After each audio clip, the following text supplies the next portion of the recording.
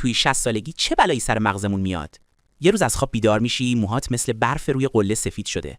بعد فکر میکنی اوه نه، مغزم هم داره پیر میشه. ولی نترس، چون مغز تو هنوز کار داره برای انجام دادن، تازه داره به اوج خودش میرسه. وقتی جوونی مغزت مثل ماموت چابکه، سری میدوه ولی زود خسته میشه. اما وقتی 60 سالت شد، مغزت مثل حکیم قبیله است. شاید آرومتر راه بره، ولی هر قدمش حکمته. در جوونی مغزت فقط با یه نیمکره فکر میکنه، ولی در 60 سالگی هر دو تا نیمکره با هم کار میکنن، مثل دو ماموت که یاد گرفتن با هم هیزم حمل کنن. کنترل احساسات هم قوی تر میشه. یعنی وقتی کسی گوشت ماموتت رو میخوره دیگه داد نمیزنی، فقط لبخند میزنی، میگی باشه قسمتت بوده. تو 60 سالگی مغزت پر از خاطره، تجربه و کلمه است.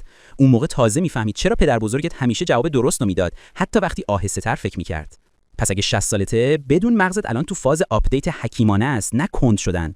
و اگه جوونی، برو از بزرگترات یاد بگیر، چون مغزش یه اینترنت بدون قطعی داره. جوونی سرعت مغزه، 60 سالگی عمقش.